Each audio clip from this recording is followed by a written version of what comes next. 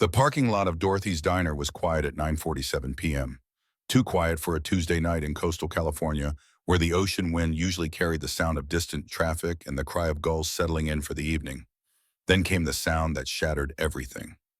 Crack, boot leather against ribs. The kind of impact that makes grown men wince.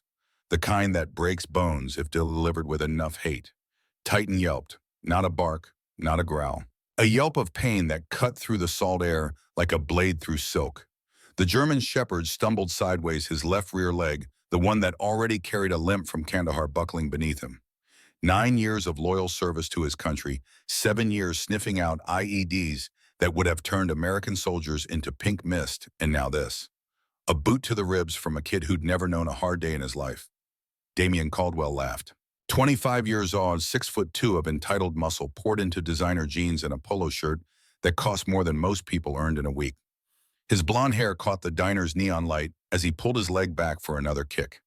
"Filthy mutt tried to bite me," he said to his companions. "Somebody needs to teach it some manners." Preston Ashworth leaned against a silver Mercedes, 24 years of senatorial privilege, wrapped in khakis and a smirk. "Your dad'll buy you a new pair of shoes, bro. That thing probably has fleas."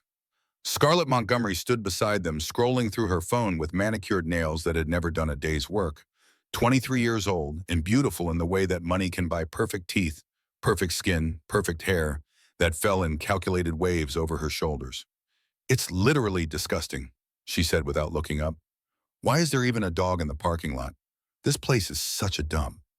None of them noticed the man who just walked out of the diner's side entrance. Not yet. Inside the diner, a different kind of violence was unfolding. Grace Sullivan's head snapped back as Scarlett's fingers twisted in her dark hair.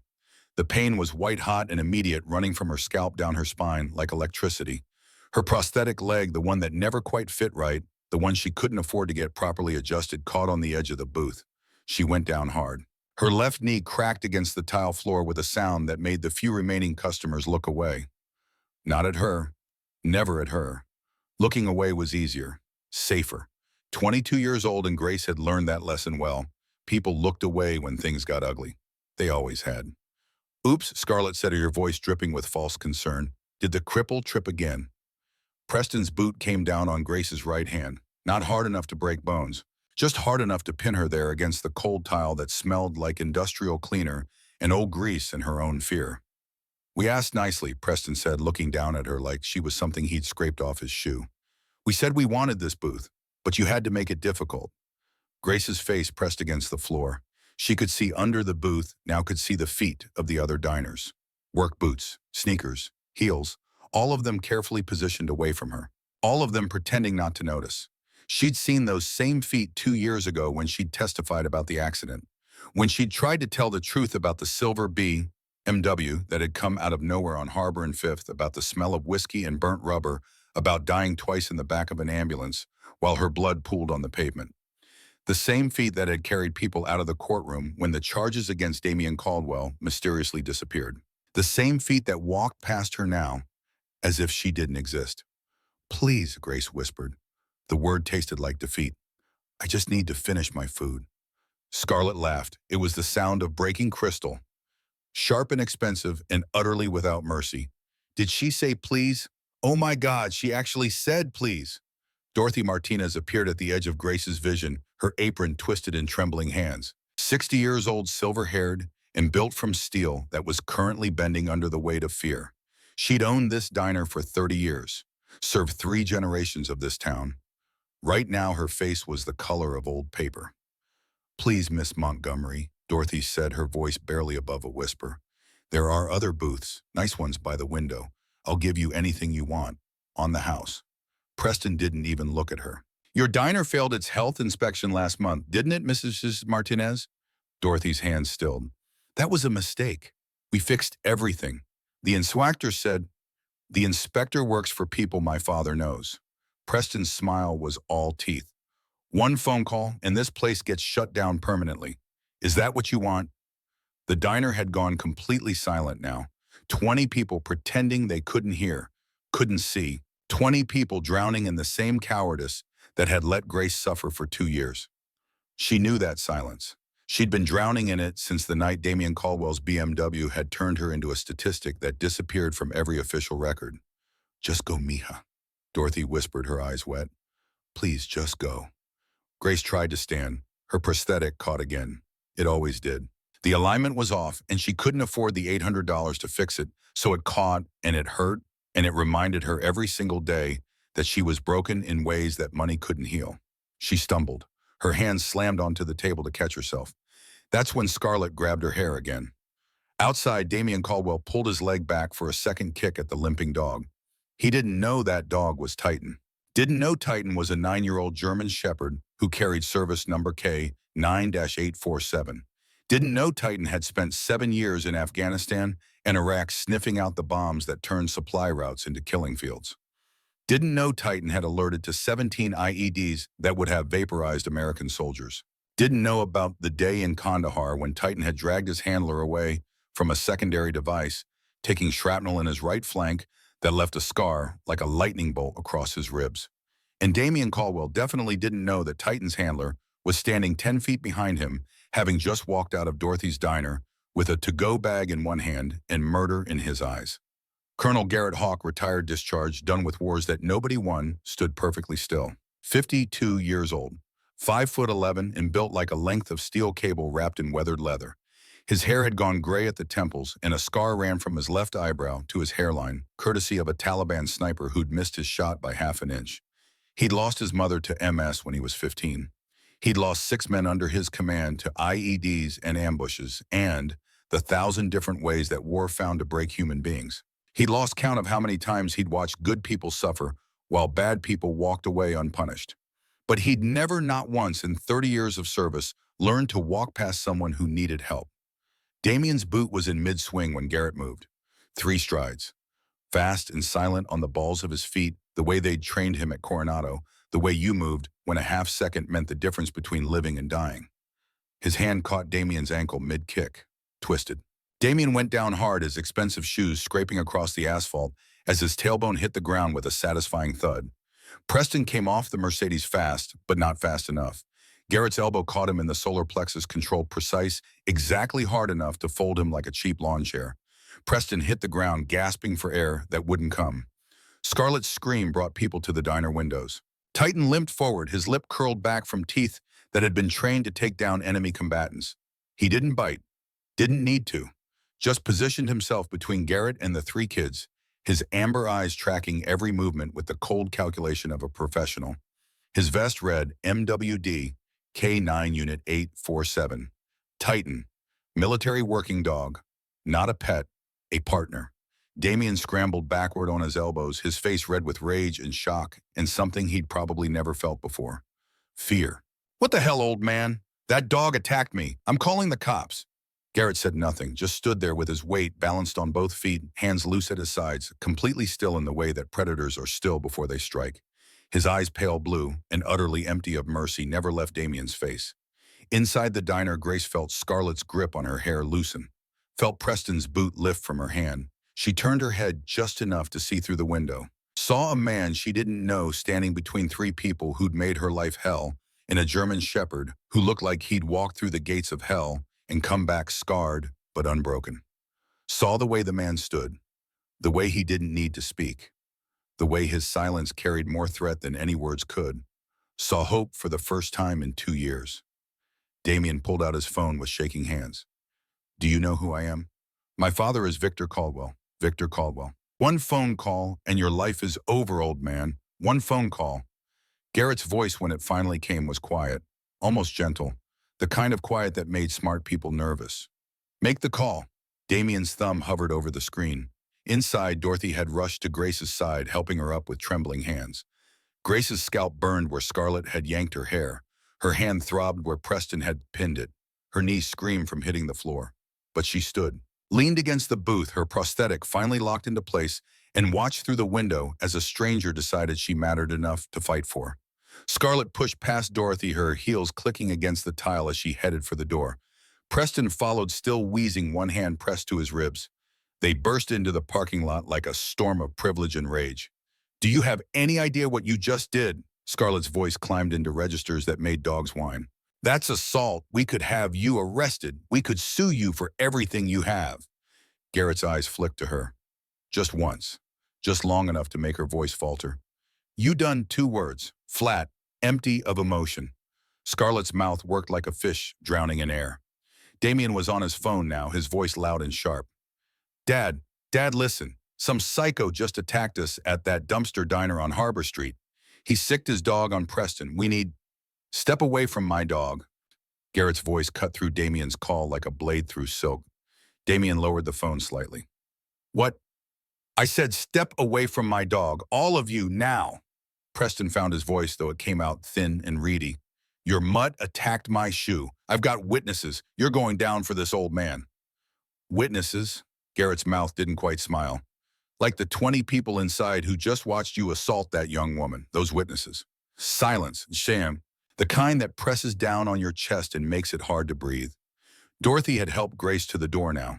Grace stood there, one hand braced against the frame, her prosthetic leg aching in a way that meant she'd have bruises tomorrow that wouldn't heal for weeks. She looked at Garrett Hawk. He looked back. Something passed between them in that moment. Recognition, maybe. The kind that happens when one broken thing sees another and understands without words what it means to keep standing when the world wants you on your knees. You're dead, Damien said into his phone. Then to Garrett, you're dead. My father owns this town. He owns the police. He owns the judges. By tomorrow morning, you'll wish you'd kept walking. Garrett reached into his jacket pocket, slowly, deliberately giving Preston's hand time to stop reaching for whatever weapon he thought he was tough enough to use. Pulled out a business card, handed it to Grace. Not to Damien, not to Preston or Scarlett. To Grace. Their fingers touched for a second. His hand was steady, calloused, warm. The card read, Colonel Garrett Hawk, USMC, retired. Below that, a phone number, an address, nothing else. You kick my dog, Garrett said, still looking at Grace. You're going to leave now. You're going to get in your expensive car and drive away. And you're going to leave this young woman alone. Forever, Damien laughed. It was an ugly sound. Or what? You'll sick your mutt on us again. Titan's growl rolled through the parking lot like distant thunder. Or I file a complaint with the local police department about the assault I just witnessed. I provide testimony. I provide my contact information. And we let the courts decide what happens to 3 adults who attacked a disabled young woman in a public place. The courts. Scarlett's laugh was brittle as his breaking glass. My mother is Judge Montgomery. The police chief plays golf with Preston's dad every Sunday. Do you really think anyone cares about her? She pointed at Grace with one manicured finger. She's nobody. A cleaning lady with a fake leg who couldn't even make it through nursing school. She doesn't matter. The words hit Grace like a physical blow, because she'd heard them before, had heard them in 100 different ways over 2 years, from lawyers who'd dropped her case after one meeting, from police officers who'd stopped returning her calls, from landlords who'd found reasons to evict her, from employers who'd discovered she wasn't a good fit. Nobody. Doesn't matter. She'd almost started to believe it. Garrett's eyes went cold, not angry, just cold. The way ice is cold, the way death is cold. She matters to me. 4 words that hung in the air like a verdict. Grace felt something crack open in her chest, something she'd thought was dead, something that felt dangerously like hope. Damien's phone was still pressed to his ear. Grace could hear a man's voice on the other end now. Deep, controlled, angry in the way that powerful people are angry, cold, and calculating rather than hot and stupid. Put him on, the voice said. Damien's hand shook as he held out the phone to Garrett. My father wants to talk to you. Garrett didn't take the phone, didn't even look at it. I have nothing to say to your father. Tell him to have his lawyers call me if he wants a conversation. Otherwise, you're leaving. Now. For a long moment, nobody moved. Then Damien lowered the phone, his face twisted with rage and humiliation. This isn't over. Yes, Garrett said quietly. It is. They left. Damien first trying to maintain some shred of dignity as he climbed into the silver Mercedes. Scarlett second, her heels clicking a furious rhythm across the asphalt. Preston last, still holding his ribs, shooting one more look at Titan before stumbling to the passenger side. The Mercedes roared to life, too loud, too aggressive, the sound of money trying to intimidate people who'd heard real violence and weren't impressed. Then they were gone. The parking lot exhaled. Grace's legs gave out. She would have fallen again if Garrett hadn't caught her. Guided her back inside the diner with one hand under her elbow, steady and sure. Titan followed his limp, more pronounced now, his breathing slightly labored. But his eyes were still alert, still tracking threats, still doing the job he'd been trained to do. Protect, serve, stand between the innocent and those who do them harm. Dorothy appeared with ice wrapped in a clean towel. Her hands were steadier now. Other people started moving, again started pretending they'd been somewhere else the whole time. Grace sat in the booth, the same booth where it had started, and pressed the ice to her scalp where Scarlett had yanked her hair. Her hand was already swelling where Preston had stepped on it. Her knee felt like someone had taken a hammer to it, but she was upright. She was breathing. And a stranger with a military dog had just told 3 people who'd made her life hell that she mattered. "Are you okay?" Garrett's voice was different now, softer, the edge gone. Grace looked at him, really looked.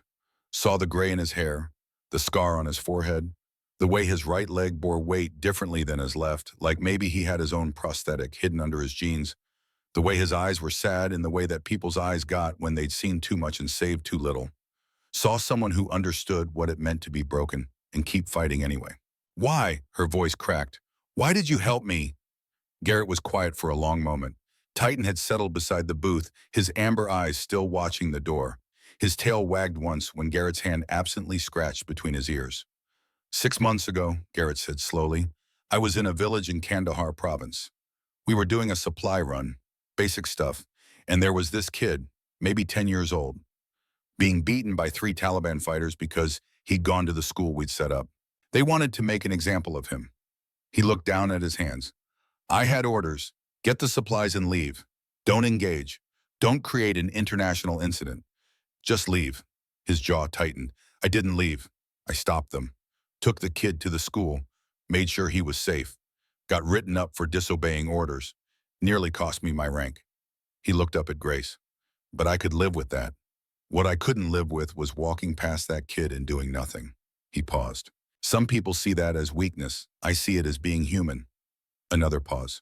"You're not nobody, Grace. You're someone who deserved help. That's all the reason I need." Grace's eyes burned. She hadn't cried in 2 years. Not since the accident. Not since the night she'd realized her life was over before it really began.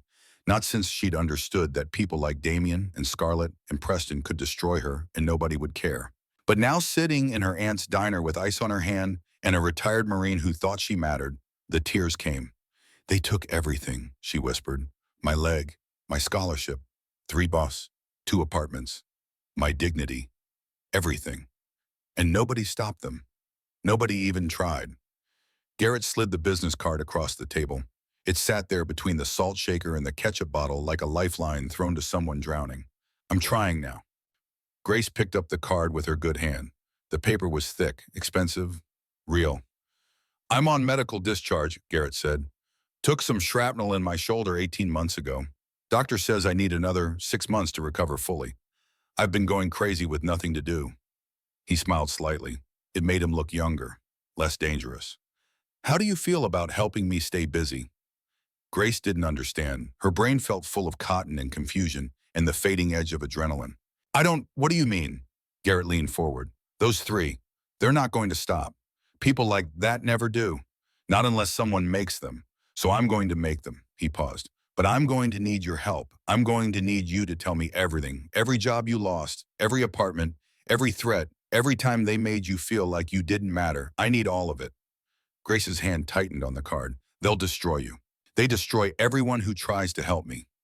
They can try. You don't understand. Victor Caldwell controls half this county. Judge Montgomery has connections everywhere.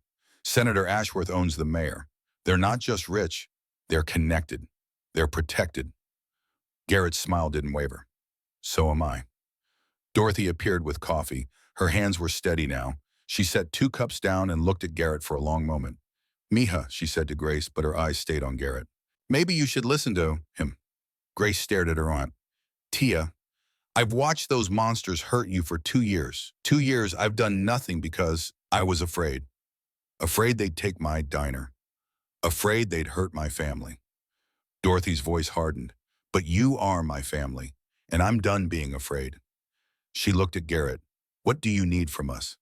"Everything you've got. Documentation, witnesses, recordings if you have them. Anything that proves what they've been doing." Dorothy nodded slowly. "I have security footage from the diner. Going back 2 years, I never deleted it because..." She trailed off. Because you knew someday someone would care enough to look, Garrett finished. Dorothy nodded again. Grace stared at the card in her hand, at this impossible lifeline, at this stranger who'd decided her life was worth fighting for. Why should I trust you, she asked. Everyone else who tried to help me got crushed. My lawyer dropped my case after one meeting with Caldwell's legal team. The cop who took my initial report about the accident got transferred to Montana. The hospital administrator who tried to fight my first firing got fired himself. Everyone who touches this gets destroyed. Garrett didn't look away. I've been shot at by people who wanted to kill me. I've jumped out of airplanes in the dark. I've swum through waters where one mistake means drowning. I've done all of that and worse because I believe some things are worth the risk. He paused. You're worth the risk, Grace. Titan made a soft sound, almost like agreement. Grace looked at her aunt, at the man who'd appeared like something out of a story that didn't happen to people like her, at the dog who'd threatened 3 bullies with nothing but a growl. She thought about 2 years of silence, 2 years of being pushed and broken and told she didn't matter. She thought about Scarlett's hand in her hair, Preston's boot on her hand, Damien's smug smile as he threatened her aunt's livelihood. She thought about every person who'd looked away, every institution that had failed her, every time she'd been told to just accept it, just move on, just be grateful she was still alive. And she thought about Garrett Hawk asking her to fight back. Okay, she said. Her voice was barely a whisper. Okay, I'll help you. Wished Garrett's face didn't change, but something in his eyes warmed. Good, we'll start tomorrow. Tonight you rest. Put ice on that hand. Take some ibuprofen. Get some sleep if you can. Tomorrow I have work, night shift at the hospital. Call in sick. I can't afford... Grace, Garrett's voice was gentle but firm. What you can't afford is to let this continue one day. Give me one day. If I can't make progress, if I can't show you that fighting back is possible, then you walk away. Go back to your life. I won't push. But give me one day. She wanted to say no, wanted to protect herself from the hope that was starting to bloom in her chest like something dangerous. Hope was what got you killed. Hope was what made the fall hurt worse. But she was so tired of falling alone. One day, she agreed. Garrett stood. Titan rose with him, a shadow made of loyalty and teeth. I'll pick you up at 9 a.m., bring everything you have, documents, photos, anything. He paused at the door, turned back. Grace, those 3 people who hurt you tonight, they think they're untouchable. They think their money and their names make them invincible. His smile was sharp as a blade. They're wrong, and tomorrow we start proving it. Then he was gone, the door chiming softly behind him, Titan's nails clicking on the tile until they faded into the night. Dorothy sat down across from Grace, took her niece's swollen hand gently in her own. Do you trust him? She asked. Grace looked at the card, at the phone number, at the promise of someone who cared. I don't know, she said honestly, but I'm out of other options. What she didn't say was that for the first time in 2 years, someone had stood up for her. Someone had looked at Damien Caldwell and Scarlett Montgomery and Preston Ashworth and told them no. Someone had made her matter. And that was worth one day of hope, even if that hope destroyed her. Chapter 2, The Evidence. That night, Grace sat in her studio apartment, the 3rd one in 2 years, the walls thin enough to hear her neighbors fighting the heat that worked maybe half the time and spread everything out on her kitchen table. The medical records from the accident, the police report that had disappeared from official databases, but that she'd kept a copy of just in case. The emails from lawyers who'd taken her case, then dropped it within 48 hours. The termination notices from 3 different jobs, each one citing vague performance issues that had never existed before she tried to press charges. The eviction notices from 2 different apartments, both claiming lease violations she'd never committed. The screenshots of Scarlett's social media posts before they'd been taken down. Posts with Grace's photo doctored to make her look pathetic. Weak broken with captions like, attention seeker can't handle consequences, and some people will do anything for a payout. 2 years of her life destroyed, documented in paper and pixels. She'd never put it all together before, never wanted to see the full scope of what they'd done to her. But now, with Garrett Hawk's business card sitting beside her laptop, she forced herself to look. The accident report was first. She made herself read it again. October 15th, 2022, 11:47 p.m. Hit and run. Witness statements indicate driver was male, early 20s, driving a silver BMW M5. Victim Grace Sullivan suffered severe trauma to left leg, resulting in below-knee amputation. Driver fled the scene. Witnesses reported smell of alcohol and erratic driving prior to impact. Below that, in handwritten notes from Officer Thomas Burke, witness Hannah Williams, provided license plate number 7SKD439, ran plates. Vehicle registered to Damian Caldwell, son of developer Victor Caldwell Sr. Contacted Caldwell residence for statement, and then nothing. The next report filed 3 days later by a different officer. No witnesses came forward. Investigation ongoing. No suspects at this time. Officer Burke had been transferred to Montana 2 weeks later. Hannah Williams, the witness, had moved out of state within a month. The case went cold. Grace had spent 6 months in the hospital, lost her leg, lost her full scholarship to the nursing program at UC San Diego, lost everything. And Damian Caldwell had walked away. She pulled up her laptop and started searching, not for evidence. She had that. She searched for Garrett Hawk, Navy SEAL, decorated, 3 tours, 2 in Afghanistan, 1 in Iraq, part of a K-9 unit that had saved 19 soldiers during an ambush in Kandahar province. Silver Star, Purple Heart, Bronze Star with Valor device. The articles called him a hero. The photo showed a younger version of the man she'd met tonight. Same serious eyes, same quiet intensity. In one photo, he stood with Titan, younger than maybe 4 years old, after receiving a commendation for rescuing a unit pinned down by enemy fire. The article said Garrett had run through open ground under fire with Titan to provide covering positions for an evacuation. Said he'd been shot twice and kept fighting until every soldier was safe. Said he'd never considered not going. Grace closed the laptop. Heroes existed in war zones and newspaper articles. They didn't walk into diners and care about cleaning ladies with prosthetic legs. Except one had. Her phone buzzed, unknown number. She almost didn't answer. Had learned 2 years ago that unknown numbers usually meant more threats, more reminders that she should stay quiet, should accept her place, should be grateful they'd let her live at all. But something made her look. A text message. "This is Garrett.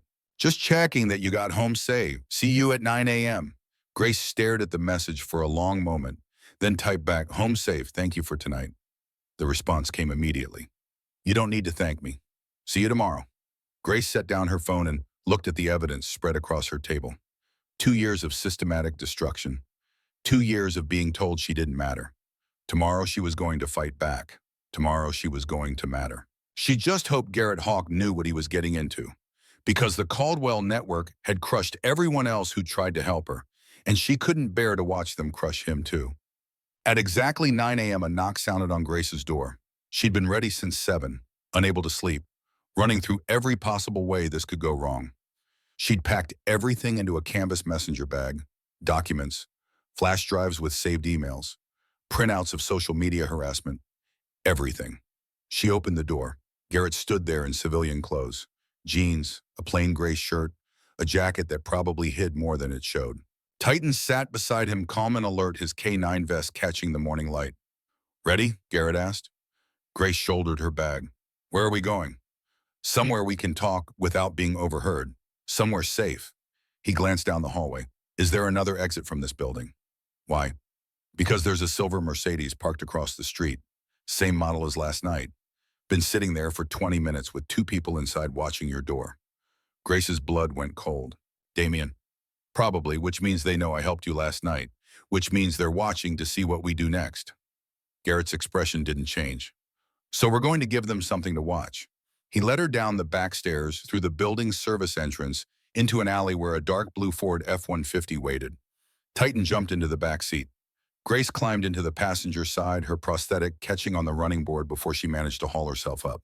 Garrett drove calmly, professionally, checking his mirrors every few seconds. "They're following us," he said after 3 blocks. Grace twisted to look. The silver Mercedes was 2 cars back. "What do we do?" Garrett smiled slightly. "We let them follow, for now." He drove for 20 minutes, heading north toward the coast. The Mercedes stayed with them, not even trying to hide. Grace's hands twisted in her lap, her heart hammering against her ribs. "They're going to run us off the road," she said. "They're going to, Grace." Garrett's voice was steady. "Look at me." She did. "I've driven through Kandahar with insurgents shooting at me. I've navigated mountain roads in the dark and with no lights and hostiles on every side. I've done convoy security through some of the most dangerous territory on Earth." He glanced in the rearview mirror. 2 rich kids in a Mercedes don't scare me." Grace tried to breathe, tried to believe him. 10 minutes later, Garrett pulled into a parking lot. Not just any parking lot, the California Highway Patrol Station. The Mercedes slowed, hesitated, then drove past Damien's face visible through the tinted window twisted with rage. Garrett parked and turned off the engine. Like I said, they don't scare me. Inside the station, a man in a CHP uniform looked up from his desk and broke into a grin. Garrett Hawk, you son of a gun. Jackson, Garrett shook his hand. Thanks for making time. For you always. Jackson Reeves's eyes moved to Grace. Grace Sullivan, meet Jackson Reeves. We went through BUD/S together. He's the investigator I mentioned last night. Jackson's expression sobered. Miss Sullivan, I've been looking into your case, unofficially because officially it's closed. But between you and me, it stinks. He pulled out a file. Grace recognized it, her accident report. But this version was thicker, had more pages. The original investigating officer, Thomas Burke, he kept his own notes. Copies of everything before it disappeared. He sent them to me before he got transferred. Jackson spread the papers across his desk. License plate number matching Damien Caldwell's BMW. Witness statement from Hannah Williams describing Caldwell leaving Murphy's bar drunk 30 minutes before the accident. Security footage from said bar showing Caldwell downing 6 shots of tequila between 10:30 and 11 p.m. Paint transfer from Grace's clothing, matching the silver metallic paint used on BMW M5 models from 2020 to 2022. Blood alcohol estimate based on bar footage and timeline .1/8, more than twice the legal limit. Photographs of the accident scene showing skid marks consistent with high-speed impact and evasive maneuvers. Grace stared at the evidence. This should have been enough to arrest him, to charge him with vehicular assault, with leaving the scene. Should have been, Jackson said quietly. Would have been, except 48 hours after the accident, every piece of physical evidence disappeared from the evidence locker. He pulled out another document. The security footage from Murphy's bar got corrupted. Hannah Williams got visited by some very expensive lawyers who convinced her she was mistaken about what she saw. And Officer Burke got transferred to Montana. Who has that kind of power? Grace whispered. Jackson and Garrett exchanged a look. We're about to find out, Garrett said. Jackson spread another document across the desk. Grace recognized the county seal at the top. This is the evidence log from the night of your accident. Everything that was collected. Blood samples from the scene, paint chips, fabric fibers, your personal belongings. He tapped a series of entries. And this is the log from 72 hours later. Empty. Every single item marked is transferred to State Lab for analysis. He pulled out another page. Except the State Lab has no record of receiving anything. Someone destroyed it, Grace said. Someone with access to the evidence room. Someone with authority to sign transfer orders. Jackson pulled out another page. The signature on the transfer order belongs to Captain Richard Morrison. He retired 2 weeks after your accident, moved to the Cayman Islands, bought a $3.2 million beachfront property. He paused. Cash. Garrett leaned forward. On a cop's pension. Exactly. Jackson's jaw tightened. I ran Morrison's financials, found a wire transfer from an offshore account registered to Caldwell Industries. $2.8 million, dated 3 days after your accident. The room went silent. Grace's hands were shaking so badly she had to press them flat against her thighs. They paid him, she said. They paid a police captain to destroy evidence of Damien almost killing me. Not almost, Jackson said quietly. According to the paramedic reports, you died twice in the ambulance and your heart stopped. They brought you back both times. It's in the medical records. He slid the file toward her. Damien Caldwell didn't just hurt you, Grace. He killed you, and his father paid to make sure no one ever knew. The words hit Grace like a physical blow. She'd known it was bad. Known Damien had run her down and left her to bleed out on the pavement while he drove home to his mansion in his expensive life. But hearing it said out loud, hearing that she'd actually died, that her heart had stopped while Damien was probably already washing the blood off his BMW. I need air, she whispered. Garrett stood immediately. Jackson, give us a minute. He guided Grace outside. Titan followed close. The morning sun was too bright. The world was too normal. People were driving past, getting coffee, living their lives like Grace hadn't just learned she'd been murdered and bought back from death with offshore money. Breathe, Garrett said. His hand was steady on her shoulder. In through your mouth, out through your mouth. Grace tried, failed, tried again. I died, she said. Her voice sounded far away. He killed me, and they paid to hide it. You survived. Garrett's voice was granite. They killed you, and you survived. And now we're going to make them pay for it. He paused. But I need you here, Grace. I need you focused. Can you do that? She looked at him, at this man who'd known her for less than 24 hours and was already fighting harder for her than anyone ever had. "Why are you doing this?" she asked. "Really, you said you couldn't walk past someone who needed help. But this isn't walking past. This is running toward. This is dangerous. These people have already killed once to protect Damien. They'll do it again." Garrett was quiet for a long moment. Titan sat between them, watching his handler's face. 3 years ago, Garrett finally said, "I lost someone on my team. Young kid, 21 years old, fresh out of training, eager, good." His voice was distant. "He saw an IED, called it out. And while we were evacuating, a secondary device went off, killed him instantly." His jaw worked. Turned out the local contractor who placed those IEDs was being protected by a corrupt Afghan official we'd been working with. This official was taking bribes, looking the other way, letting people die because it was profitable. Garrett's eyes were hard. "We reported it up the chain. Nothing happened. Too politically sensitive. Too complicated.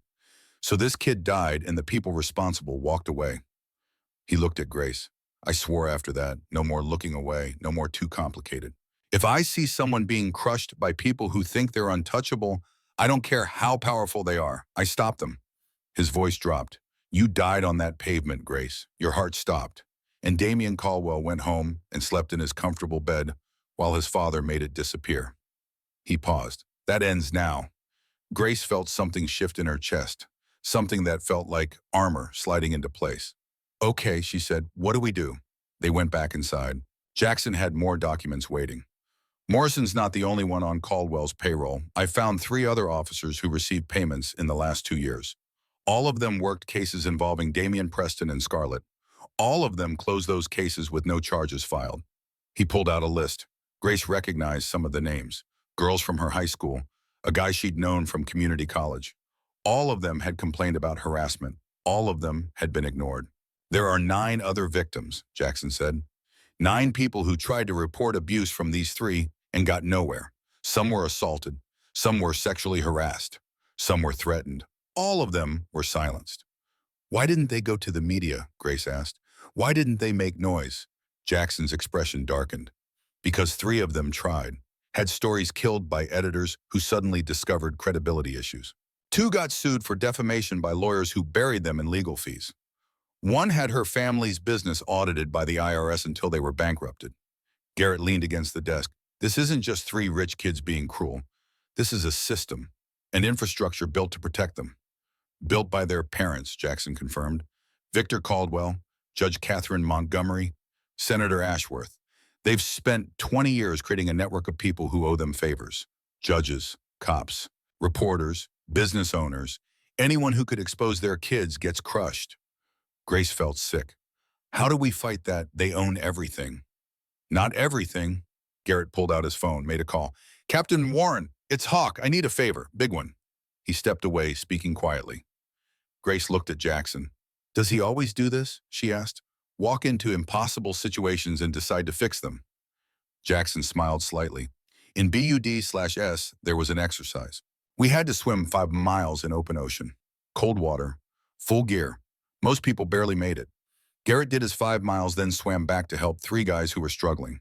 Nearly drowned himself bringing them in." He leaned back in his chair.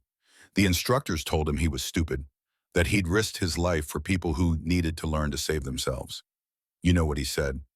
Grace shook her head. "He said if someone's drowning and you can help, you help. Everything else is just noise." Garrett came back, his expression satisfied. "Captain Warren is making some calls. She knows people at the FBI, people who don't owe favors to county developers."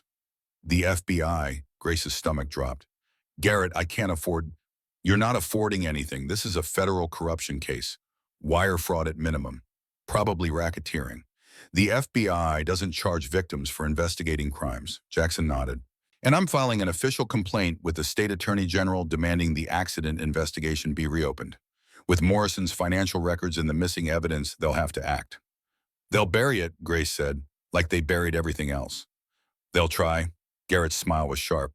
"But here's the thing about burying evidence in the digital age. It's really hard to make things disappear when multiple copies exist in multiple jurisdictions." He counted on his fingers. "Jackson has copies. I have copies. Captain Warren has copies.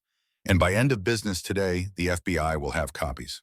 Grace's phone buzzed. Unknown number. She almost didn't answer, but something made her look. The text made her blood freeze. You made a mistake trusting that Navy boy. He can't protect you. No one can. Drop this now or everyone you love gets hurt. Starting with your aunt. Below the text was a photo. Dorothy leaving her house that morning. Someone had been watching her, following her. Grace's hands started shaking so hard she nearly dropped the phone. Garrett took it from her, read the message. His expression went cold. Jackson, I need you to send a unit to this address right now. He rattled off Dorothy's home address. Possible threat to the occupant. Armed response. While Jackson made the call, Garrett dialed another number. Dorothy Martinez, this is Garrett Hawk. We met last night.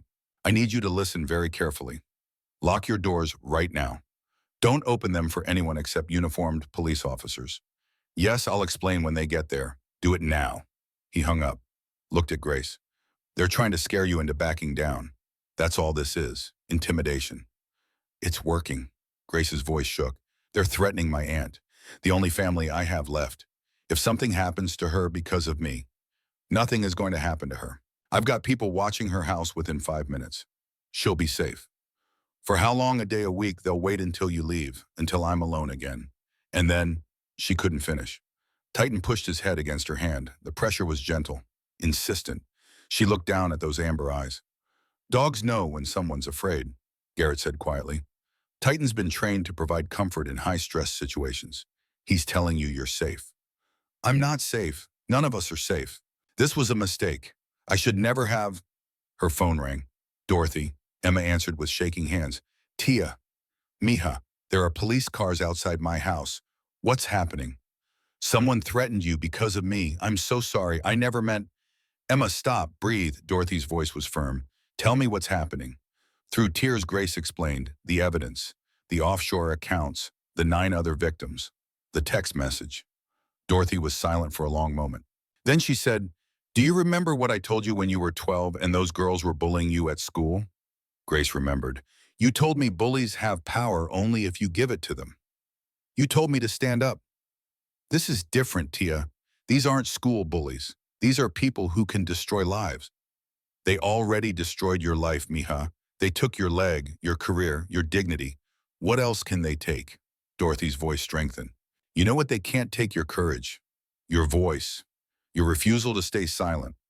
Those things, those are yours. And if standing up means I get threatened, then I get threatened. She paused. I've lived 60 years. I've survived worse than rich kids with too much money. I'm not afraid of them, but I am afraid of losing you again. What do you mean? I watched you disappear for 2 years. Watched you become smaller and quieter and more afraid every day.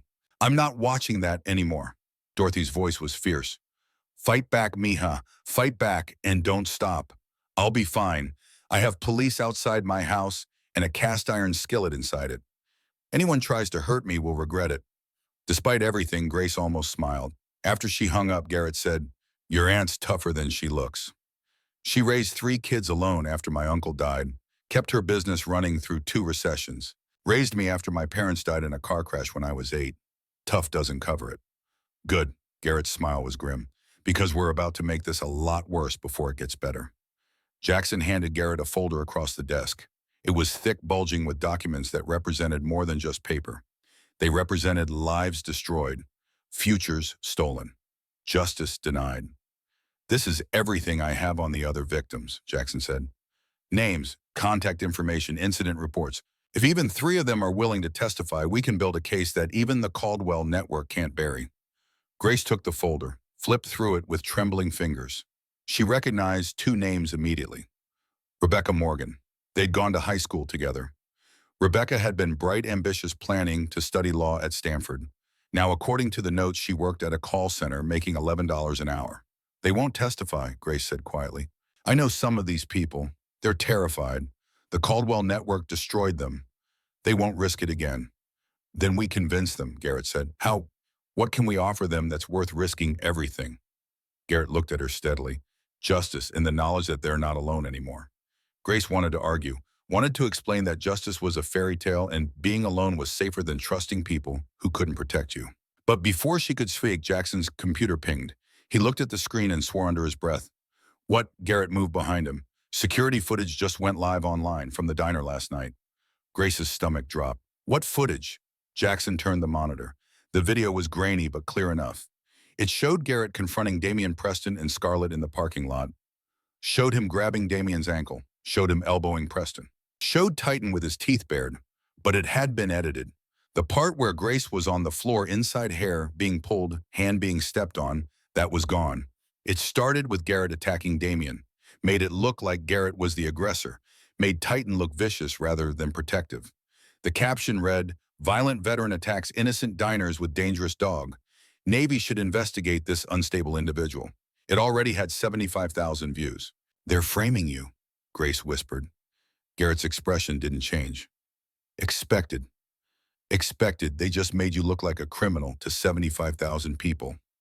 They made themselves look scared to anyone paying attention. They're trying to discredit me before I can hurt them. That means we're getting close to something they want to hide. His phone rang. He looked at the number and his jaw tightened slightly. Captain Warren. He stepped away again. Grace watched his face change, watched his shoulders stiffen. When he came back, his eyes were hard. "What?" she asked. "The Navy is opening an investigation based on that video. They want me to return to base for questioning." Jackson swore again. "They can't do that. It's clearly edited." "Doesn't matter. An investigation was requested by Senator Ashworth's office. The Navy has to respond. Protocol." Garrett's hands flexed at his sides. "I have 48 hours before I have to report. After that, I'll be on base pending review. Could take weeks, maybe months." "They're taking you away from me," Grace said. The betrayal felt physical, like a hand squeezing her heart. "They're making sure I'm alone again." "You're not alone. Jackson's still here. The FBI is still investigating, and I've got 48 hours to make as much progress as possible." 48 hours against 20 years of infrastructure. That's impossible. Garrett's smile was sharp. "I've done impossible before." He pulled out his phone, started typing rapidly. "Jackson, I need contact information for every victim on that list. Grace, I need you to start making calls. Anyone who was harassed by these three, anyone who filed a report, anyone who knows anything." "They won't talk to me," Grace said. "I'm one of them, a victim. Why would they trust me?" Garrett looked up from his phone. "Because you're standing up. Because for the first time in 2 years, someone's fighting back. That matters. That inspires people." Grace wanted to believe him, wanted to think her courage could be contagious. But she knew these people, knew their fear, knew how the Caldwell network had crushed them. Her phone buzzed again. Another unknown number. Another text. "Tick-tock, Grace. 48 hours until your hero disappears. Then it's just you and us, like old times." Below it, another photo. This one of Grace herself, taken through her apartment window that morning. Someone had been watching her, photographing her. "They're following me too," she said. Garrett took the phone, studied the photo. His expression went from cold to arctic. "Jackson, can you trace this number?" "Already on it." Jackson's fingers flew across the keyboard. "Burner phone, purchased yesterday afternoon at the Quick Stop on Harbor Boulevard." He stopped, pulled up another screen. "Huh. Okay, but the store is in the same plaza as Caldwell Industries' main office, and it was purchased on a Caldwell Industries corporate credit card." Garrett smiled. It wasn't a nice smile. "They just made a mistake." "How is that a mistake?" Grace asked. "They're taunting us, showing us they can get to me whenever they want. They're showing us they're sloppy. Scared people make mistakes, using a corporate card to buy a burner phone. That's traceable. That's evidence." He handed the phone back. "Forward that message to Jackson and to me. We're building a harassment case. Every threat, every text, every photo, it all goes in the file." Grace's hands wouldn't stop shaking. She forwarded the messages, then set the phone down before she dropped it. "I can't do this," she whispered. "I'm not strong enough. I'm not brave like you. I'm just a cleaning lady with a prosthetic leg who can barely afford rent. I'm nobody." Garrett crouched down until he was at eye level with her. "You know what you are, Grace? You're a woman who died twice and came back fighting. You're someone who survived 2 years of systematic torture and didn't break. You're a person who works night shifts to pay medical bills and still shows up every day." His voice was fierce. "You're not nobody. You're exactly the kind of person who changes the world. Because you've got nothing left to lose and everything to fight for. I have my aunt. I could lose her. Your aunt just told you to fight. Honor that Honor her courage by finding your own. Grace looked at Titan. The dog was watching her with those steady amber eyes, like he believed in her, like he knew she could do this. Okay, she said. Her voice was barely audible. Okay, what's first? Garrett pulled out the victim list. First, we call Hannah Williams, the witness from your accident who disappeared. Jackson found her in Oregon. She's a teacher now, married, 2 kids, safe from the Caldwell network. Maybe safe enough to finally tell the truth. He handed Grace his phone with a number already dialed. You're the one who calls her, not me, not Jackson. You, victim to victim, survivor to survivor. You tell her what we're doing. You tell her she has a chance to make this right. And you ask her to help. Grace took the phone. It rang 3 times before a woman answered. Hello. Hannah Williams, my name is Grace Sullivan. 2 years ago, you witnessed the accident that took my leg. You told the police it was Damian Caldwell driving drunk.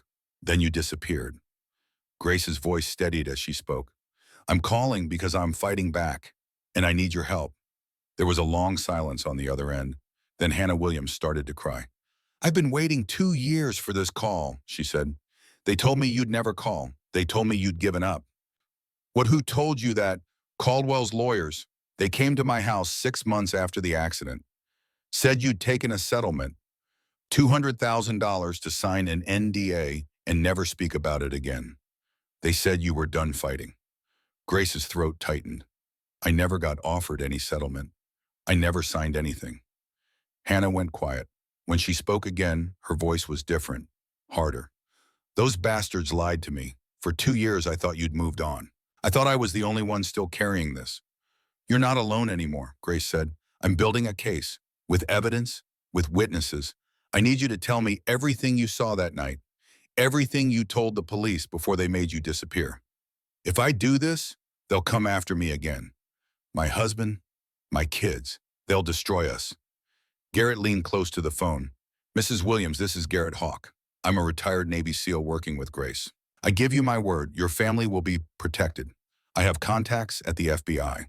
They're already investigating the corruption network. Your testimony would be protected under federal witness protocols. A Navy SEAL. Hannah's voice shifted with something like hope. You're serious. The FBI is actually investigating. As of 2 hours ago, yes, they're looking into wire fraud evidence, tampering, and racketeering. Your testimony about what you saw and how you were silenced would be crucial. Hannah was quiet for so long Grace thought she'd hung up. Then she said, I saw Damian Caldwell stumble out of Murphy's bar at 11:30 that night. He could barely walk. His friends Preston and some blonde girl poured him into his BMW Silver M5. License plate 7SKD439. I memorized it because I knew he was going to kill someone. Grace closed her eyes listening. 15 minutes later, I was at the intersection of Harbor and 5th. Red light. I saw him run it. Saw him hit you. I heard the impact. I saw your body. Hannah's voice broke. I saw you lying there, man. So much blood. I called 911. I stayed until the ambulance came. I told the police everything. What happened after that? Officer Burke took my statement. He was good, professional. He told me they'd need me to testify. I said I would. Hannah paused. Then 2 days later, these lawyers showed up at my house. Expensive suits, dead eyes. They said I was mistaken. That I couldn't have seen what I thought I saw. That Damian Caldwell was out of town that night and they had proof. But you knew what you saw. I knew, so they changed tactics. Showed me photos of my daughter leaving school, my husband leaving work. They never said the words, never made an explicit threat. They just showed me those photos and said it would be a shame if something happened to people I loved because I insisted on remembering things incorrectly. Garrett's jaw tightened. Did you report the threats? To who? The police who were already making evidence disappear. I was terrified. So I lied. I told the new investigator I was wrong, that I didn't actually see the driver clearly, that it was dark and I was confused. Hannah's voice dropped to a whisper. Then they offered me $50,000 to move out of state, to start over somewhere the Caldwell network couldn't reach me. I took it. I took the money and I ran, and I've hated myself for 2 years. You survived, Grace said. That's not something to hate yourself for. I abandoned you, left you to face them alone while I took their blood money and built a safe life in Oregon. How is that not something to hate? Grace thought about 2 years of silence, 2 years of being told she didn't matter, 2 years of believing she deserved what happened because she'd been too weak to fight back. Because you're fighting back now, Grace said. That's what matters. Will you testify? Hannah took a shaky breath. Yes, God help me, yes. Send me whatever you need me to sign. I'll testify. I'll tell the truth this time. After Hannah hung up, Grace sat in silence. Her hands were shaking, but her voice had been steady. She'd asked for help, and someone had said yes. Garrett was watching her with something like pride. That was good, really good. You got her to commit. She shouldn't have to commit to telling the truth. The truth should just matter. In a perfect world, yes. In this world, we have to fight for it. He pulled out the victim list again. Who's next? Over the next 4 hours, Grace made 13 more calls. Some people hung up as soon as she identified herself. Some listened and said no. Some cried and said they wanted to help but couldn't. But 4 said yes. Rebecca Morgan, who'd been sexually assaulted by Preston Ashworth at a college party and watched the charges disappear when her university received a generous donation from the Ashworth Foundation. William Hayes, who'd reported Damian Caldwell for assault and had been called a liar by the police because a decorated war veteran couldn't possibly be attacked by a college kid. Sarah Mitchell, who'd been harassed by Scarlett Montgomery throughout high school and had every college application mysteriously rejected until she finally gave up and took a job at Target. And Thomas Burke himself. Officer Burke, who'd been transferred to Montana and had spent 2 years afraid to speak. He'd watched the news coverage of the edited video, seen Garrett being framed, and decided he was done being silent. 4 more voices willing to stand up. 4 more witnesses to the systematic cruelty. Jackson was documenting everything, recording the calls with permission, building a file that was starting to look like something real. Grace's phone buzzed. Dorothy. Mija, there's a man here. Says he's from the county health department. He wants to inspect the diner. Says there have been complaints. Grace's stomach dropped. Don't let him in. Call a lawyer first. I don't have a lawyer. I can't afford. Garrett took the phone. Mrs. Martinez, this is Garrett. Do not let that inspector inside without a warrant. Tell him you have legal representation and all communications need to go through your attorney. I'm sending someone to you right now. He hung up and made another call. Captain Warren, I need another favor. Know any lawyers who work pro bono for harassment cases? While he talked, Jackson pulled up the county health department database. There's no inspections scheduled for Dorothy's diner. No complaints on file. This is harassment disguised as official business. Grace felt the familiar weight of helplessness settling over her. They're going after my aunt again, punishing her for helping me. They're panicking, Garrett corrected. We've got 4 witnesses in 4 hours. They're trying to slow us down, distract us. It means we're winning. It doesn't feel like winning. It feels like everyone I love is being targeted. Titan pushed against her leg again. She buried her fingers in his fur, trying to ground herself. Garrett finished his call. Captain Warren knows a civilian lawyer, former JAG officer. He's calling your aunt now. He'll handle the inspector. How much will that cost? Nothing. He owes Captain Warren a favor and he hates corrupt officials. Grace wanted to ask how many favors Garrett had, how deep his network ran, how long he could sustain this before he ran out of people who owed him. But before she could speak, the door to the CHP station opened. A woman walked in, mid-30s, professional clothes, nervous eyes. She looked around the station like she was expecting to be arrested. I'm looking for Grace Sullivan, she said. Grace stood slowly. I'm Grace. The woman's eyes filled with tears. My name is Jennifer Cole. I'm number 5 on the victim list. I didn't wait for you to call. I came myself. Jackson pulled up the list. Jennifer Cole, assaulted by Damian Caldwell 3 years ago, reported it, had her career as a social worker destroyed when Caldwell's lawyers convinced her employer she was mentally unstable. How did you know we were here? Garrett asked. I didn't. I went to Grace's apartment, saw the BMW watching it, realized something was happening. So I followed them when they followed you here. Jennifer's hands twisted together. I've been too scared to do anything for 3 years. But this morning I woke up and I couldn't be scared anymore. I just couldn't. So I came. Grace crossed the room, took Jennifer's hands. They were cold and shaking. You're not alone, Grace said. Not anymore. Jennifer broke down, sobbing. Grace held her, 2 survivors holding each other up in a police station while Garrett and Jackson documented everything and Titan kept watch. And somewhere across town, the Caldwell network was learning that silence could be broken. Chapter 4, The Trap. By 4 o'clock in the afternoon, they had 7 witnesses. 7 people willing to testify about assault, harassment, evidence tampering, and systematic abuse. 7 people who'd been silenced for years finally finding their voices. Jackson had compiled everything into a file 3 inches thick. Testimony, financial records, witness statements, photos, video evidence. "This is enough for a grand jury," he said. "More than enough. The FBI, I can't ignore this." Garrett checked his watch.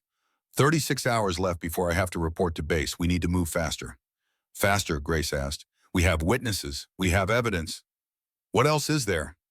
Garrett looked at her seriously. "We need Victor Caldwell himself on record, threatening us, offering bribes, doing anything that proves he's actively involved in the corruption." "How do we do that?" "We get him to meet us. We get him to talk. We record everything." Jackson leaned back in his chair.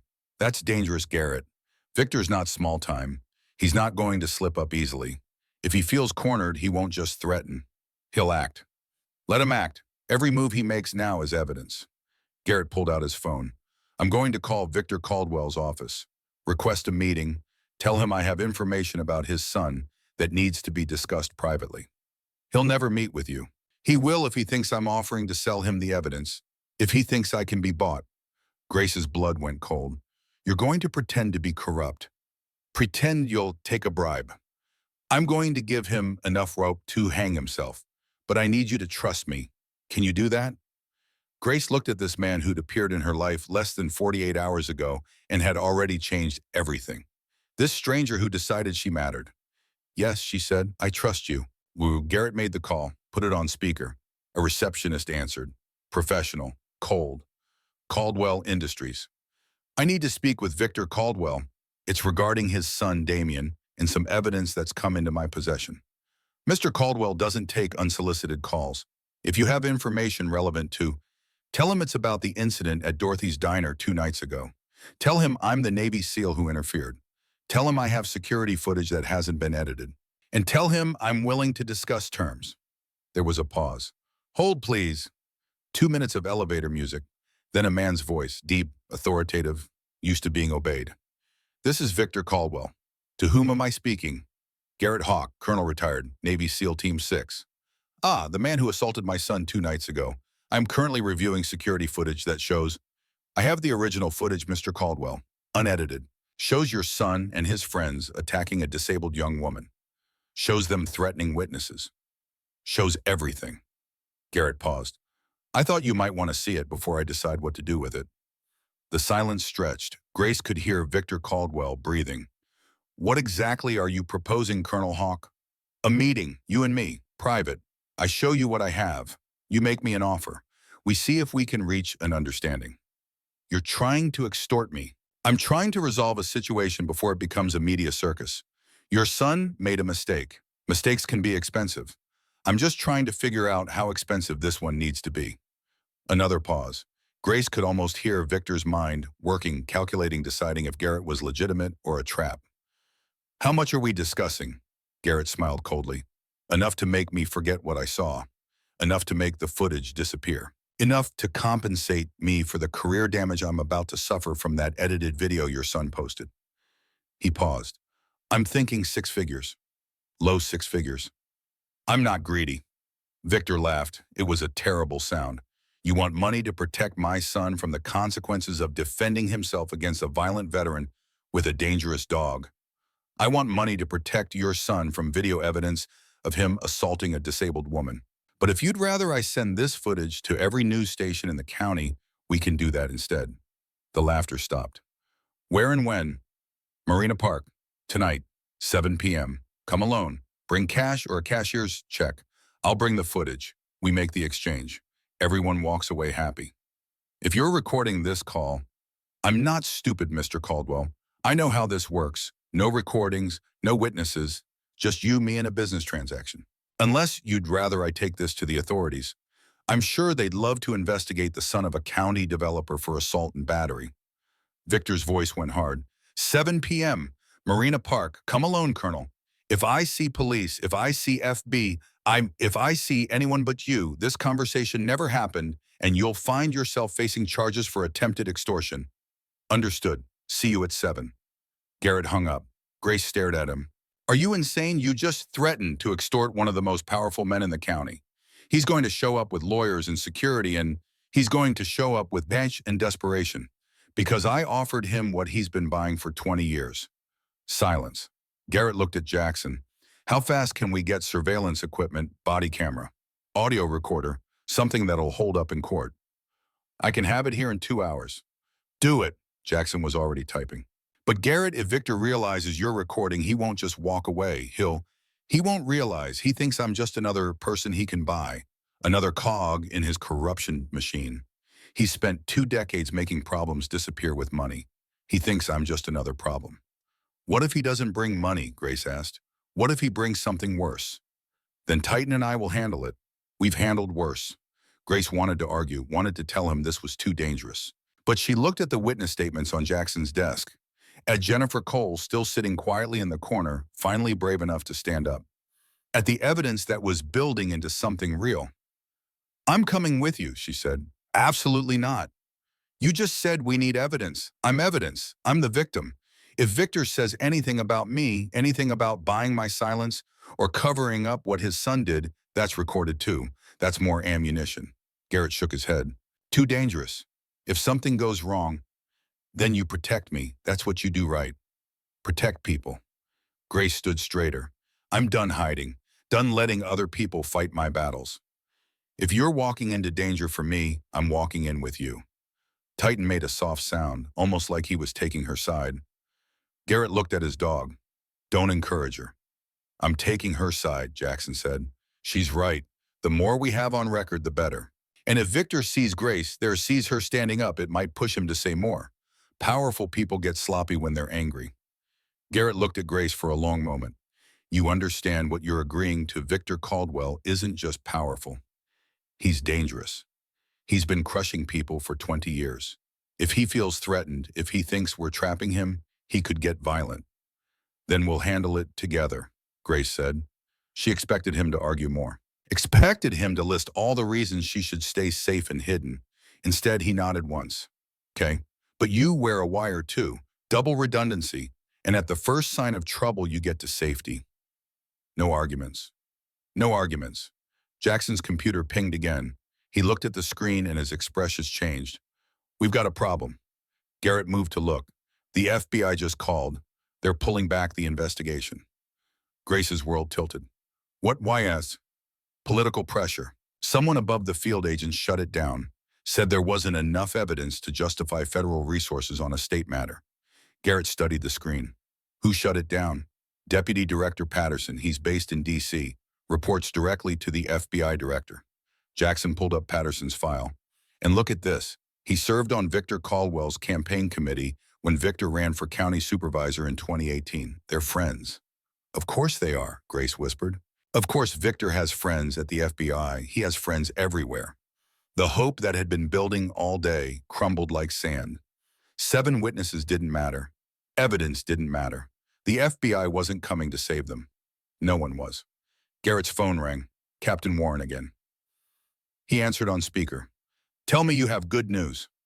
I have terrible news. The Navy's investigation into you just got accelerated. You're being ordered to report to base immediately.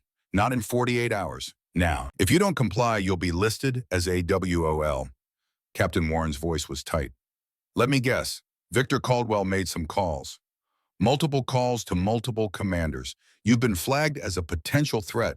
They're treating this seriously, Garrett. If you don't report, your career is over. Grace felt the last piece of her hope die. They were taking Garrett away. Taking away the only person who'd been willing to fight.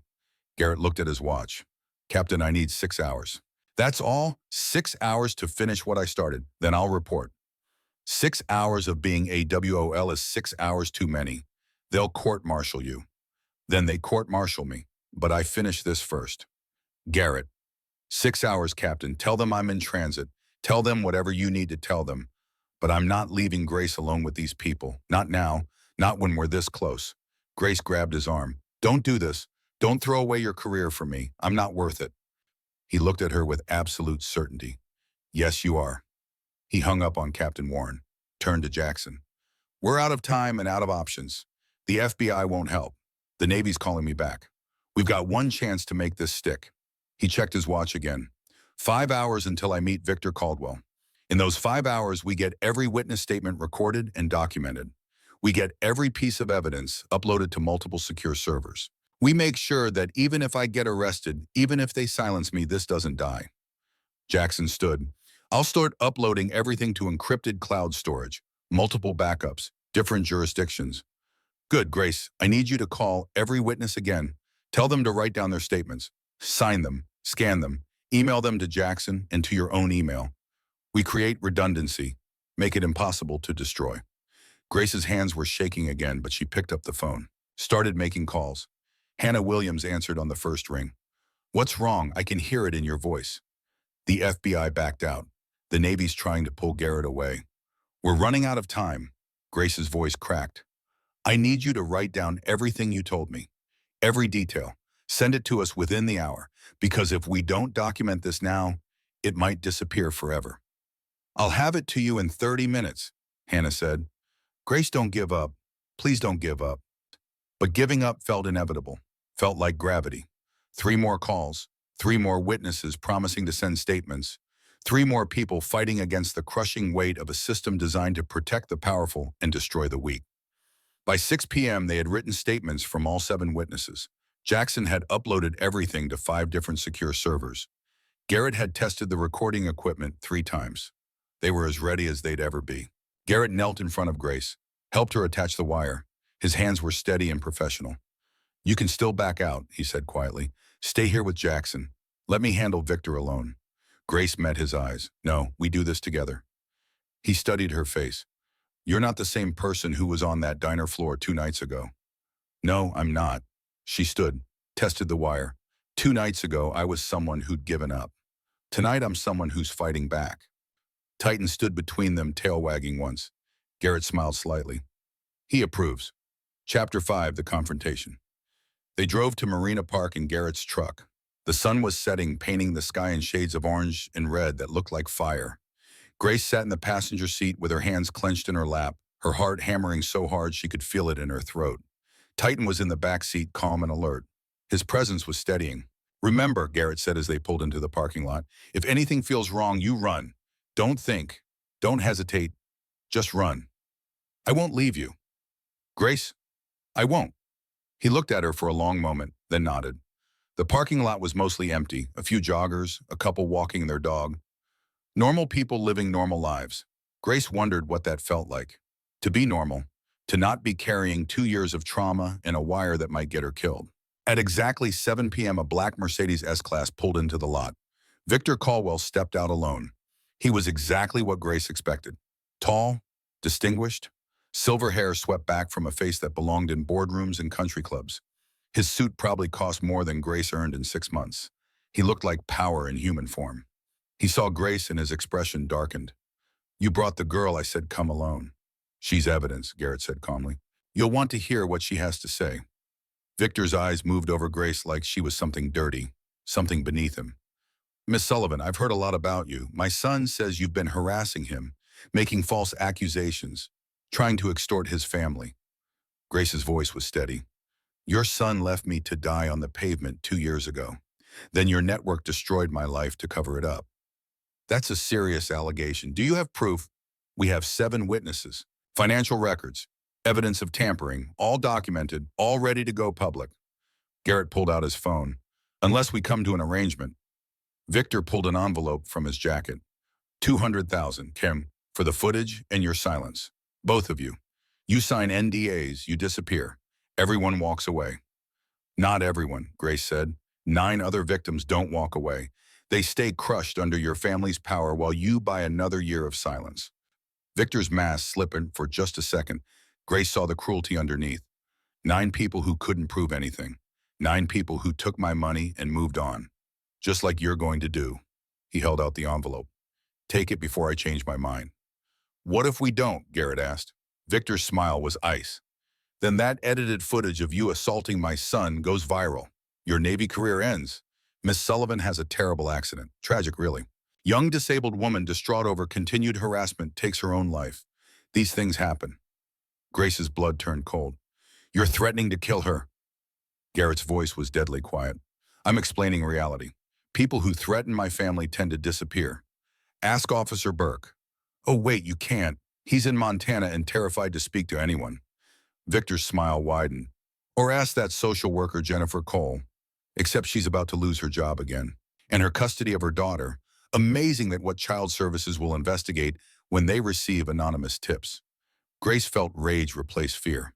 You'd destroy a child's life to protect your son. I'd destroy anyone's life to protect my son. Because that's what fathers do. They protect their children from consequences. From justice. From people like you who think the rules apply to everyone equally. He stepped closer. They don't. The rules are for people like you, Miss Sullivan. People without power, without protection, people who don't matter. Garrett's hand moved toward Titan's vest. The dog's muscles coiled ready. That's where you're wrong, Mr. Caldwell, Garrett said. She matters. They all matter. Every person you've crushed, every victim you've silenced, every life you've destroyed, they all matter. Victor laughed. They matter to who you'll be in military prison by morning. The FBI already dropped the investigation. The local police are paid for. The judges are mine. So tell me, Colonel Hawk, who exactly is going to make them matter? We are, said a voice behind them. They all turned. Jackson stood there. But he wasn't alone. Behind him were all 7 witnesses. Hannah Williams, Rebecca Morgan, William Hayes, Sarah Mitchell, Thomas Burke, Jennifer Cole, and one more Grace hadn't met. And behind them, news cameras. 3 different stations, all recording. Victor's face went white. You recorded this, he whispered. You wore a wire. Multiple wires, Garrett confirmed, and broadcast everything you just said to 5 different news stations. That bit about threatening to kill Grace, about destroying Jennifer's life, about buying judges and police, all recorded. All living, all being reported right now. Grace pulled out her phone, showed Victor the screen, his own face, his own words, streaming on the local news website. The headline, Developer Caldwell Caught Threatening Witness Admitting to Corruption. You can't, Victor said. His composure was cracking. This is entrapment. This is illegal. I'll have every one of you arrested. By which police? Garrett asked. The ones you just admitted to buying, I don't think so. Cars were pulling into the parking lot now. Police cars, but not local ones. California State Police. And behind them, FBI vehicles. A woman in an FBI jacket approached. Victor Caldwell, I'm Special Agent Rachel Cooper with the FBI. We need you to come with us for questioning. This is a setup, political persecution. Your lawyers can meet you at federal lockup. You're being charged with witness intimidation, obstruction of justice, and conspiracy to commit murder. More charges pending. She looked at Garrett. Thank you for the recording, Colonel Hawk. Very helpful. Garrett smiled. Happy to serve. As FBI agents led Victor away in handcuffs, more cars arrived. Judge Montgomery's Mercedes, Senator Ashworth's Lincoln. More FBI agents, more arrests. The corruption network was collapsing in real time. Grace stood frozen watching it happen, watching 20 years of power crumble in 20 minutes. Hannah Williams appeared at her side. You did it. You actually did it. We did it, Grace corrected. All of us. The news crews were approaching now, wanting interviews. Grace looked at Garrett. What do I say? The truth. Always the truth. So Grace faced the cameras and told them everything. About the accident, the silence, the threats, the systematic destruction of 9 lives, and about 7 people who'd found the courage to fight back. When she finished, the reporter asked one more question. What do you want people to know about what happened here? Grace thought about 2 years of being told she didn't matter, about believing it. I want people to know that power isn't permanent, that silence can be broken, that even when the system is designed to crush you, there's always a choice. You can stay silent or you can speak. And speaking, even when you're terrified, even when you're alone, even when everyone says it's pointless, speaking changes everything. She looked at Garrett and Titan. And sometimes, if you're very lucky, you find people willing to speak with you. People who see you when everyone else looks away. People who decide you matter even when the whole world says you don't. The cameras kept rolling. Somewhere across town, Damian Caldwell, Preston Ashworth, and Scarlett Montgomery were learning that their parents had been arrested, that their protection was gone, that consequences were finally coming. And in a small diner, Dorothy Martinez was watching the news with tears streaming down her face, watching her niece become someone who mattered to the whole world. The news crews were still packing up when Grace's phone started ringing. Numbers she didn't recognize. Reporters, lawyers, people who'd ignored her for 2 years suddenly desperate to talk. She silenced it, turned to Garrett. What happens now? He was watching the FBI vehicles pull away with Victor Caldwell in the back of one. The man's expensive suit looked rumpled now, his distinguished face twisted with rage and something he'd probably never felt before. Real fear. Now we make sure this sticks, Garrett said. Arrests are just the beginning. We need convictions. They'll have the best lawyers money can buy. And we have the truth on camera. Federal charges, multiple witnesses. Garrett looked at her. This isn't going away, Grace. Not this time. Jackson approached, still holding his camera equipment. Every major network is picking up the story. It's going national. County developer arrested on corruption charges. Judge implicated in evidence tampering. Senator's son facing assault charges. This is huge. Grace should have felt victorious, should have felt vindicated. Instead, she felt hollow. 2 years of her life destroyed, and all it took to get justice was a Navy SEAL with connections and a developer stupid enough to confess on camera. Why did it have to be this hard, she asked. Her voice sounded far away. Why did 9 people have to suffer before anyone cared? Garrett didn't have an answer. Neither did Jackson. Hannah Williams stepped closer. Because the system protects people like Victor Caldwell. It always has. We just forced it to notice us, forced it to care. She touched Grace's arm. That's not nothing. That's everything. A black SUV pulled into the parking lot. Federal plates. An older woman stepped out. Gray hair pulled back in a tight bun, sharp eyes that missed nothing. FBI jacket over a crisp white shirt. Miss Sullivan, I'm Special Agent Rachel Cooper. I'm taking over this investigation from here. She glanced at Garrett. Colonel Hawk, I need to speak with you privately. Garrett's expression didn't change. Am I under arrest? Should you be? I went AWOL to be here, disobeyed direct orders to report to base, conducted an unauthorized investigation. Take your pick. Cooper's mouth twitched slightly. Actually, Captain Warren called me 3 hours ago, explained the situation. I pulled strings with the Navy. You're not AWOL. You're on special assignment, assisting federal investigators. She paused. You're welcome. Grace saw Garrett's shoulders relax fractionally. Thank you, ma'am. Don't thank me yet. The Navy still wants to investigate the diner incident. That edited video went viral. They have to respond. Let them investigate. The original footage tells a different story. I know, I've seen it, all of it. Cooper turned to Grace. Miss Sullivan, I need you to come to the field office tomorrow morning. 9 a.m. We'll need a full statement. Everything that happened to you over the past 2 years. Every detail. Every interaction. Can you do that?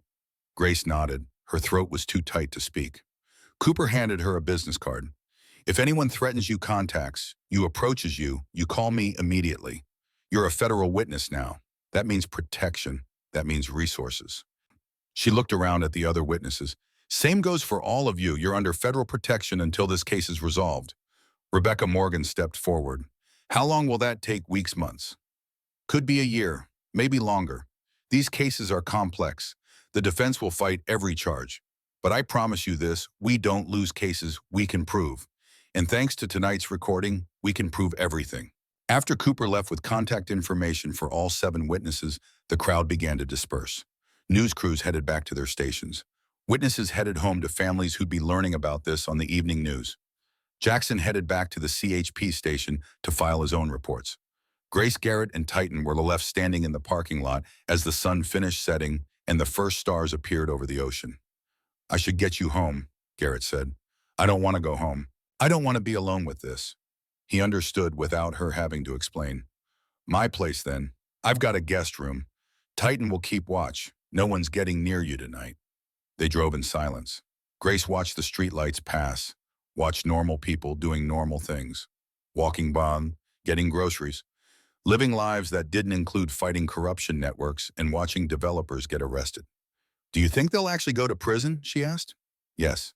How can you be so sure? Because they confessed on camera to federal crimes. Even the best lawyers can't erase that. Garrett glanced at her. Victor threatened to kill you, Grace. He admitted to bribing officials, to destroying evidence, to running a criminal enterprise. That's RICO charges. Those don't get plea bargained away. But they're powerful. They have connections. What if those connections go higher than we know? Then we burn those connections down too, one at a time, until there's no one left to hide behind. Grace wanted to believe him, wanted to trust that the system would work this time. But she'd trusted the system before. It had failed her spectacularly. Garrett's house was small, neat, military precise.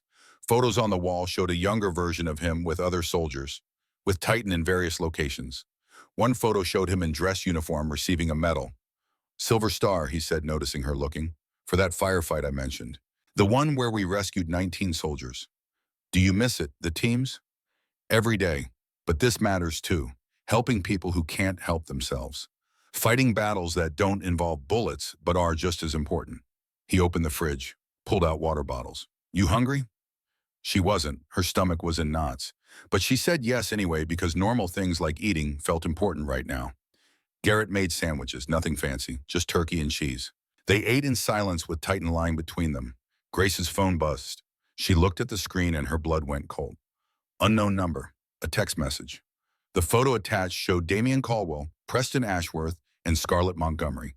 They were in what looked like a lawyer's office. Damian was pointing at the camera. His expression was murderous.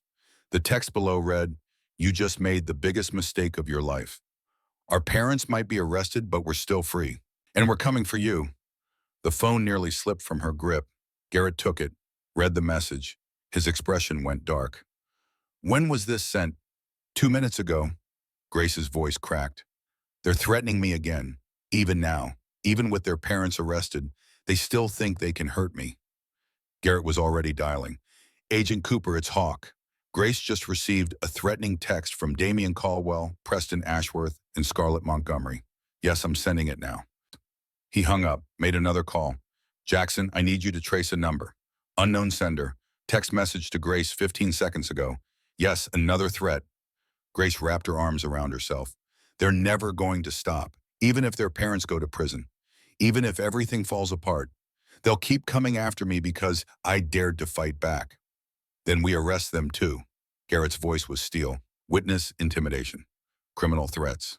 Harassment. They just committed federal crimes. We've got the message. We've got proof." Proof didn't matter before. It matters now. Everything's different now. They're not protected anymore. He knelt in front of her. "Grace, look at me." She did. "You're not alone in this. You've got federal protection. You've got me. You've got Titan. You've got 7 other witnesses who will testify. These kids are scared and desperate and making mistakes. Let them make mistakes. Every threat is more evidence." Titan rested his muzzle against her knee. She buried her fingers in his fur, trying to stop the trembling in her chest. Another text came through. "You think you won? You think arresting our parents changes anything? We have lawyers too. We have money too. And we have patience. So enjoy your little victory, because we're all going to destroy you slowly. Make you watch everyone you love suffer first." Grace read it out loud. Garrett's jaw tightened. "Forward that to me and Agent Cooper. Save everything. Don't respond. They're threatening Dorothy, my aunt. They're going to hurt her because They're going to do nothing because the FBI is already sending agents to her house. Because we've documented their threats. Because threatening a federal witness is a felony." Garrett took her phone, forwarded the messages himself. "These kids are used to getting away with everything. They don't understand that threatening you now is the stupidest thing they could possibly do." His phone rang. "Agent Cooper, we've got units heading to your location and to Dorothy Martinez's house. We're also issuing arrest warrants for Damian Caldwell, Preston Ashworth, and Scarlett Montgomery. Federal witness tampering, criminal threats. They'll be in custody within the hour." Grace could hear Cooper's voice through the speaker. "What if they run?" Grace asked. "What if they disappear before you can arrest them? Then we find them. These are rich kids who've never had to hide before. They'll use credit cards. They'll go somewhere comfortable. They'll make mistakes." Cooper paused. "Miss Sullivan, I know you're scared, but you need to trust us. We're going to protect you." After Cooper hung up, Grace sat in Garrett's living room and tried to process everything. 48 hours ago, she'd been a cleaning lady who'd given up on justice. Now she was a federal witness with protection details and arrest warrants being issued in her name. "This doesn't feel real," she whispered. "It's real. All of it. The arrests, the protection, the justice." Garrett sat beside her.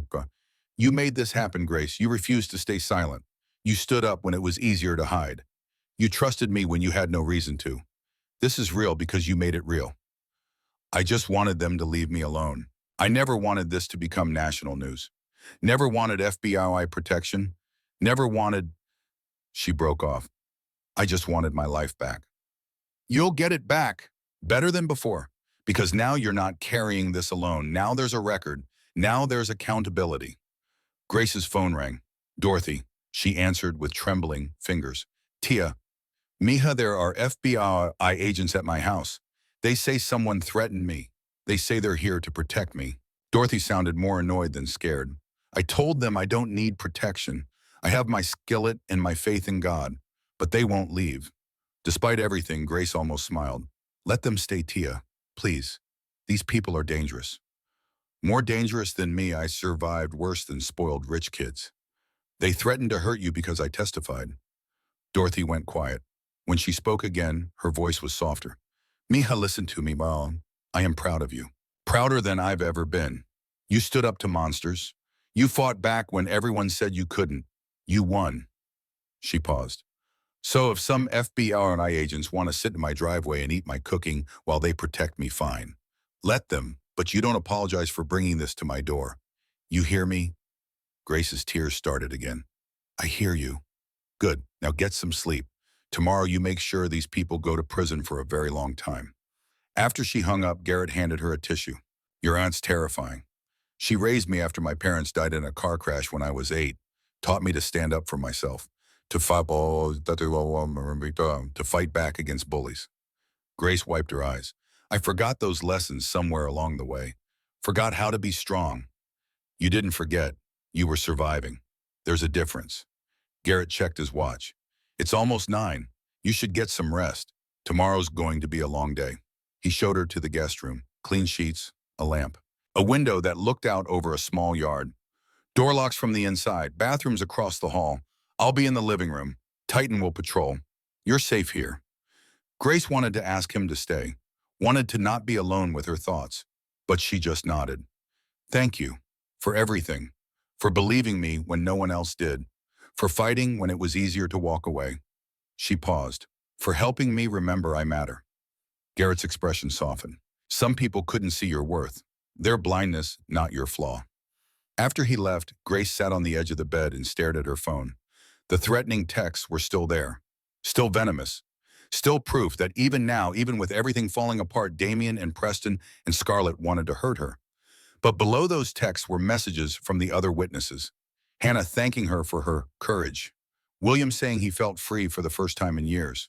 Rebecca saying her father called from Montana crying, finally able to speak the truth. 7 people finding their voices because she'd found hers first. Grace lay down but didn't sleep. She listened to Titan's footsteps in the hallway, to Garrett moving quietly in the other room, to the normal sounds of a house at night. For the first time in 2 years, she felt safe. Chapter 7. The night of broken glass. Grace woke to the sound of breaking glass. Not at Garrett's house. Somewhere distant, but close enough to make Titan bolt upright, ears rigid, a low growl rumbling from his chest. Garrett was already moving, phone in hand. Jackson, talk to me. Grace sat up, her pulse hammered in her throat. Evelyn Caldwell's house, Garrett said into the phone. When how many? He listened, his jaw tightened. We're moving, now. He hung up, looked at Grace. Evelyn called 911 10 minutes ago. Said someone broke into her house. 3 men, armed. FBI's responding, but she gave us the evidence, Grace finished. Michael knows, he's coming for her. Get dressed, bring your phone, we're going. Garrett, the FBI said. The FBI is 20 minutes out. Evelyn might not have 20 minutes. They drove through empty streets, Titan in the back alert and ready. Grace forced herself to breathe, counted streetlights to keep from panicking. Evelyn Caldwell lived in a modest house in La Jolla, not a mansion, not ostentatious. Just a quiet home where an old woman with terminal cancer was trying to die with her conscience clear. The front door was open. Garrett killed the engine 2 houses down, pulled his sidearm from the glove box. Stay in the truck. Lock the doors. If anything happens, you drive away. You call Cooper. You don't look back. I'm not leaving. Grace, his eyes were steel. If I'm worried about you, I can't protect her. Please. She nodded, hated herself for it, but nodded. Garrett and Titan moved toward the house. Shadows in the darkness. Silent. Professional. Grace counted her heartbeats. 100. 200. Then gunfire. 3 shots. Sharp cracks that shattered the suburban quiet. Grace grabbed her phone. Dialed Cooper. "This is Grace Sullivan. Shots fired at Evelyn Caldwell's residence, 4277 Nautilus Street, La Jolla. Garrett Hawk and federal witness inside. Send everyone." She hung up, stared at the house. 30 seconds of silence. Then Garrett appeared in the doorway, supporting someone. Evelyn Caldwell, thin and frail, blood on her nightgown. Grace unlocked the truck, jumped out. "I told you to stay where she hit." "Grazed. She's okay." Behind them, a man stumbled from the house. Tall, silver-haired like Victor, but older, harder. His suit was European cut, expensive, the kind of man who directed empires from Geneva boardrooms. Michael Caldwell. He had a gun, raised it toward Garrett's back. "Garrett!" Garrett spun, pushed Evelyn behind him.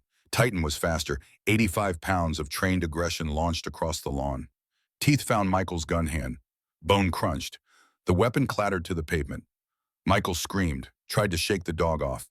Titan held, trained not to release until commanded. Sirens in the distance. Growing louder, Michael's face twisted with rage and pain. He pulled a knife from his belt with his free hand. Stabbed downward. "No!" Titan yelped, released, stumbled backward. Blood matted his right flank, dark and spreading fast. Grace felt the world slow down, felt every heartbeat like a drum. Garrett had his gun up, aimed at Michael's center mass. "Drop the knife, now!" Michael laughed, blood from Titan's bite dripping down his wrist. "You think you won? You think exposing Victor changes anything? I've been running this operation for 20 years from Geneva. Victor was just the face. Just the puppet. I'm on the ground, now!" FBI vehicles screeched to a stop. Agents poured out. Tactical gear, weapons drawn. Michael looked at the wall of federal agents, at his bleeding hand, at Garrett's unwavering aim, at Titan's blood pooling on the manicured lawn. He dropped the knife. "Michael Caldwell," Agent Cooper's voice rang out. "You're under arrest for attempted murder, witness, intimidation, and conspiracy to commit murder, among other charges we'll be adding." As they cuffed him, Grace ran to Titan. The dog was down, breathing shallow and rapid, the knife wound in his flank bleeding freely. "No, no, no." Grace pressed her hands against the wound.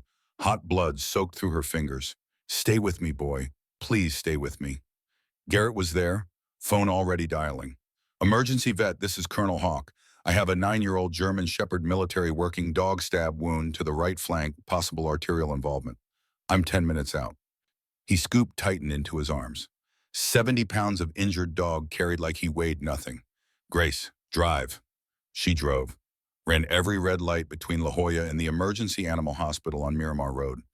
Garrett in the back hands pressed to Titan's wound, talking to the dog in a low, steady voice. "Stay with me, boy. You've been through worse. Remember Kandahar? You took shrapnel and kept working. This is nothing, just a scratch. Stay with me." Titan's amber eyes found his handler's face. His tail thumped once against the seat. Grace's vision blurred with tears, but she didn't slow down. The emergency hospital doors burst open before they even parked. A team was waiting. Gurney, IV equipment, moving with practiced efficiency. "Stab wound right flank," Garrett said. His voice was controlled, but his hands were shaking. "Possible femoral artery involvement. He's lost maybe a pint." "We've got him," the lead vet said. "You did good getting him here this fast." They wheeled Titan through double doors marked surgery.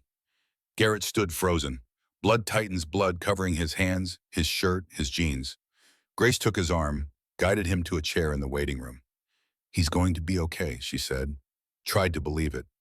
"He's strong. He's survived worse. He's 9 years old. That knife was close to the femoral. If it nicked the artery, then they'll fix it. They're professionals. They know what they're doing." Garrett stared at his bloody hands. "He saved Evelyn, saved me, and I let him get stabbed. You didn't let anything happen. Michael Caldwell is a killer. Titan did his job, protected his handler and the witness." Grace knelt in front of him. "Now we do our job. We wait. We hope. We pray, if you know how. I haven't prayed since my mother died. Then I'll pray for both of us." The surgery took 6 hours. Grace and Garrett sat in the waiting room, neither speaking, both staring at the door marked "Surgery in Progress." Agent Cooper called twice. Michael Caldwell was in federal custody, facing 40 years minimum. Evelyn was at the hospital treated and released under FBI protection. But none of that mattered if Titan didn't make it. At 3 a.m., the surgeon emerged, still in blood-stained scrubs. Her face was tired, but her eyes were kind. Garrett stood. Grace saw his hands, the hands that never shook in combat, trembling. "He's stable," the surgeon said. Garrett's knees buckled. Grace caught him, held him up while he broke down in a way she'd never seen. "The knife nicked the femoral artery," the surgeon continued. "Another centimeter, and we would have lost him before you got him here. But we got it, repaired the artery, stopped the bleeding. He'll need weeks of recovery, physical therapy. He'll have a permanent limp, but he'll live." "Can I see him?" Garrett's voice was raw. "He's in recovery. Still under anesthesia, but yes, come." They followed her to a small room. Titan lay on a padded table, bandaged from shoulder to hip. An IV in his leg, monitors beeping softly. Garrett placed his hand on the dog's head. "Good boy," he whispered. "Best boy. You saved her. You saved all of us." Titan's tail twitched. Even unconscious, he knew his handler's voice. Grace stepped back. "Let them have this moment." And she pulled out her phone. Opened the Foundation's social media, the page they'd created just yesterday. Posted a photo of Titan from before. Strong, proud. Vest reading K9-847. Caption: "This is Titan. Tonight he saved a federal witness and took a knife doing it. He needs surgery. $9,000. If you've ever loved a wing, if you've ever believed in justice, please help. Every dollar matters." She hit send. Within 20 minutes, the fundraiser had raised $3,000. Within an hour, $12,000. By morning, $28,000. People Grace had never met sending $10, $50, $100. Veterans groups, K9 organizations, police departments, strangers who saw a hero and decided he mattered. One comment from user Veteran Dad 67, "Paid $500. My son died in Kandahar 2011. Dogs like Titan brought him home to us. Least I can do. Semper Fi." Another from K9 handler _retired. "These dogs give everything. Time we gave back. $1,000 sent. Tell Titan he's a good boy." Grace showed Garrett the screen. He read, nodded, couldn't speak. At dawn, Titan woke up. His eyes found Garrett first, then Grace. His tail managed one weak wag. "Hey boy," Garrett whispered, "you scared me." Titan's tongue flicked out, licked Garrett's hand, and Grace understood something she'd never quite grasped before. Love wasn't just between people. It was between a soldier and his dog, a victim and her rescuer, a broken woman in a foundation built on refusal to stay silent. Love was the thing that made you fight when fighting seemed pointless, made you stand when standing seemed impossible, made you matter when the world said you didn't. Titan had taught her that, and she'd never forget it. Chapter 8, The Reckoning. 2 weeks after Michael's arrest, Grace received a call from Evelyn's hospice nurse. "She's asking for you. She doesn't have long, maybe hours." Grace drove to the hospice with Garrett. Titan stayed home, still recovering, still limping, but alive. Evelyn's room was small, quiet. Sunlight streaming through windows that overlooked the ocean she'd never see again. She looked impossibly frail. The cancer had taken everything except her will. "Grace," her voice was barely audible. "You came." "Of course I came," Evelyn smiled, gestured weakly to a manila envelope on the bedside table. "My lawyer has the trust documents. $45 million for your foundation. But I wanted," she coughed, grimaced with pain, "wanted to give you this myself." Grace opened the envelope, a handwritten letter, shaky script that wandered across expensive stationery. "My dear Grace, I built the cage that imprisoned you. I taught Victor that money could buy anything, including silence. I showed Michael that power meant never facing consequences. I was wrong. You showed me that some things can't be bought. Courage, truth, the refusal to stay silent even when silence is easier. I can't undo the years I stole from you. Can't bring back your leg or your scholarship or the girl you were before my family broke you. But I can help you build something new. Something that makes sure no other Grace gets crushed by people like me. Thank you for giving an old woman a chance at redemption. I'll meet God knowing I tried at the end to do right. With gratitude and regret, Evelyn Caldwell." Grace looked up. Evelyn's eyes were closed, her breathing shallow. "Mrs. Caldwell." The nurse stepped forward, checked the monitors. "She's sleeping. It won't be long now. Maybe you should say goodbye." Grace took the old woman's hand, paper-thin skin over bird bones. "Thank you," Grace whispered, "for choosing courage, for helping us fight back, for showing me that it's never too late to do the right thing. Evelyn's fingers squeezed hers, barely. But there, then released. The monitors flatlined. The nurse moved to turn them off, to call the time of death. Grace stood there holding the hand of a woman who'd helped destroy her and then helped save her. And she cried for both the villain and the hero Evelyn Caldwell had been. 3 months later, Grace stood in a federal courtroom and watched justice delivered with the weight of hammers. Victor Caldwell, 28 years in federal prison. Judge Montgomery, 20 years. Senator Ashworth, 20 years. Michael Caldwell, 40 years for attempted murder on top of the RICO charges. Damian Caldwell, 15 years for vehicular manslaughter, assault, witness tampering. Preston Ashworth, 12 years. Scarlett Montgomery, 5 years. Her cooperation had reduced her sentence, but the judge made clear that participating in systematic cruelty had consequences. 12 other officials, 5 to 15 years each. 7 police officers stripped of badges and prison pensions revoked.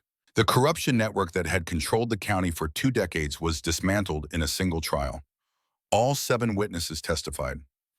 Hannah Williams told the jury about seeing Damian run Grace down and being threatened into silence with photos of her children. Rebecca Morgan described Preston's assault and watching her university take donation money to make it disappear. William Hayes explained how police refused to believe a decorated veteran could be attacked by a college kid. Sarah Mitchell detailed years of harassment and mysteriously rejected college applications. Thomas Burke admitted to being transferred to Montana for investigating the Caldwell family.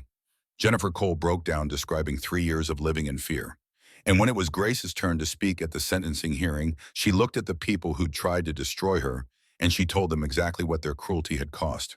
You took my leg, my scholarship, 3 jobs, 2 apartments, my dignity, 2 years of my life. She paused, her voice strengthened. You made me believe I was worthless, that I didn't matter, that people like me just had to accept being crushed by people like you. She looked each of them in the eye. But you were wrong. I do matter. Every person you hurt matters. Every life you destroyed matters. And you're going to spend the next 20 years remembering that.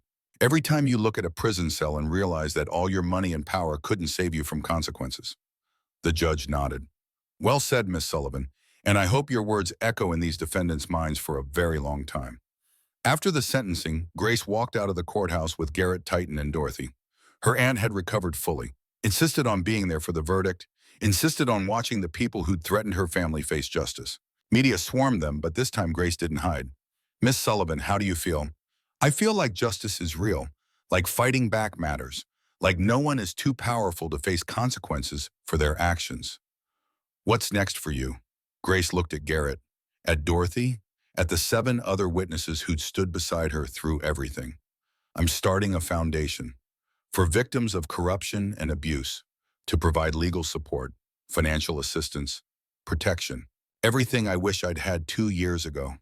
She paused. We're calling it Grace's Voice Foundation, because that's what we did. We found our voices when everyone said we should stay silent, and we're going to help others do the same. She looked directly into the camera. If you're watching this and you're being crushed by powerful people who think they're untouchable, I want you to know something. You matter. Your voice matters. Your story matters. And if you stand up, if you refuse to be silenced, there are people who will stand with you. Her voice grew fierce. I promise you that. Chapter 9, The Legacy. 1 year later, Grace stood at the ribbon-cutting ceremony for Grace's Voice Foundation's first office. The building was modest but bright. Large windows, comfortable furniture, photos on the wall of all 9 witnesses who'd found their courage. Dorothy stood beside Grace as executive director, having sold the diner to fund her full-time commitment to the foundation. Garrett had taken a position as head of security while still serving as a Navy SEAL consultant, splitting his time between protecting victims and training the next generation of warriors. Titan was there too, older now, grayer around the muzzle, his limp more pronounced, but his eyes still sharp, still protective. The foundation's therapy dog and living reminder that heroes came in all forms. Hannah Williams had become their lead counselor, helping victims find their voices and rebuild their lives. Rebecca Morgan ran their legal aid program, providing free representation to those who couldn't afford justice. William Hayes managed their financial assistance fund, ensuring no victim went homeless or hungry while fighting their battles. Sarah Mitchell headed their witness protection coordination, working with law enforcement to keep the vulnerable safe. Thomas Burke served as their law enforcement liaison, a reformed cop trying to make amends by helping others navigate a broken system. Jennifer Cole ran their outreach program finding victims before they gave up hope. 9 victims had become 9 advocates, 9 voices that refused to stay silent. Grace's phone buzzed. A text from Evelyn's lawyer. The trust fund was officially transferred. $45 million dedicated to supporting victims of corruption and abuse. All of it going to Grace's foundation. Grace showed the message to Garrett. $45 million, she whispered. We can help thousands of people, provide protection, legal support, everything they need to fight back. Garrett smiled. You already changed the world, Grace. Now you're just making sure the change lasts. IT statistics appeared on screens behind them as they cut the ribbon. Year 1 impact. 847 victims assisted. $3.2 million in legal aid provided. 73 families protected. 31 corruption cases exposed. 7 copycat foundations established nationwide. Grace looked at the numbers and felt something she hadn't felt in 3 years. Pride. That evening, Grace returned to Dorothy's diner. New owners now. A young couple who'd promised Dorothy they'd keep the name, keep the community focus, keep the booth where everything had started. Grace sat in that booth, the one where 3 rich kids had grabbed her by the hair and humiliated her, where a Navy SEAL and his K-9 partner had walked in and changed her life forever. Garrett slid into the seat across from her. Titans settled at their feet with a contented sigh. You know what I realized, Grace said. 2 years ago, sitting in this exact spot, I thought my life was over. I thought I'd never matter, never be anything more than a victim. She smiled. And now I run a foundation that helps hundreds of people. Now I have a voice that actually gets heard. Now I'm the person other victims call when they need help standing up. She paused. Now I matter. Not because someone told me I did, but because I decided I did. Garrett reached across the table, took her hand. Some people couldn't see your worth, he said quietly. Their blindness, not your flaw. Grace squeezed his hand. But you did, from the very first moment, when everyone else looked away. That's what good people do, Garrett said. They see others, they help others. They refuse to accept that anyone deserves to be crushed. He paused. You're good people, Grace Sullivan. Always have been. Titan's tail thumped against the floor. Agreement. Dorothy, visiting from the foundation office, brought them coffee without being asked, smiled at them the way she always had, without pity, without sadness, just pure pride. My brave girl, she said. Look at you now. Grace looked around the diner, at the photos on the wall, pictures of all 9 witnesses, pictures of the foundation's opening, newspaper headlines about the convictions.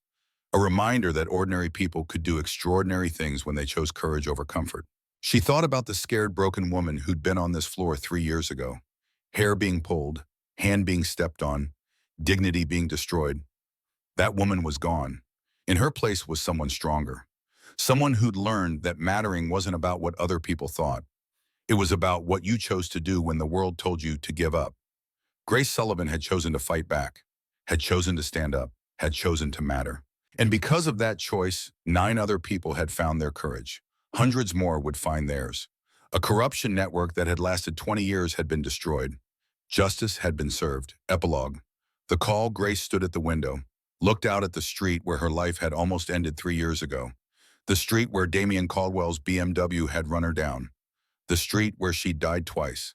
The street where she'd learned that scars can become armor instead of chains. Garrett joined her. His hand found hers. What are you thinking? I'm thinking about a girl who died on that street, who came back different, broken in some ways, stronger in others. She turned to him. I'm thinking that God doesn't waste anything, not even pain, not even the worst thing that ever happened to you. Garrett nodded slowly. My chaplain in Afghanistan used to say, God doesn't call the equipped. He equips the called. Do you believe that? I didn't. Not for a long time. He looked at her. But watching you fight back, watching you turn your pain into purpose, yeah, I believe it now. Grace's phone rang. A trembling voice. Miss Sullivan, my name is Amanda. I saw your interview. I need help. They said no one would believe me, but I thought maybe you... Grace's voice was steady, strong. Amanda, you are safe now. I believe you. And I'm going to help you. You're not alone anymore. She hung up, looked at Garrett. Another one. Another one you'll save. Outside, the sun was setting over the ocean, painting the sky in shades of gold that looked like Grace itself. Behind them on the wall hung a framed verse. The first donation to the foundation had paid for it. The righteous care for the needs of their animals, but the kindest acts of the wicked are cruel. Proverbs 12:10. Below it a photo, Titan at 9 years old, gray-muzzled, but proud, wearing his K9 vest one last time before full retirement. He'd lived to age 12, died peacefully in his sleep with Garrett beside him, buried with military honors at Fort Rosecrans National Cemetery. Full honors, 21 gun salute, taps played over a flag-draped casket. Garrett had cried that day, so had Grace. So had 200 veterans who'd never met Titan but knew what dogs like him meant. He saved more than my life, Garrett had said at the service. He saved my purpose, reminded me that some things are worth fighting for, worth dying for. Now standing in the diner, Grace touched the photo frame. He'd be proud, Garrett said softly, of what you built, of what we all built. We built it together. You, me, Titan, Dorothy, 9 witnesses who found their voices. She paused, and thousands more who will. Grace's phone rang again. Another victim, another voice waiting to be heard. She looked at Garrett, at Dorothy wiping down the counter, at the photo of Titan watching over them all, and she answered the call. Grace's Voice Foundation, this is Grace. Tell me your story. I'm listening. Because that's what heroes do. They listen, they help. They refuse to let the powerful crush the powerless.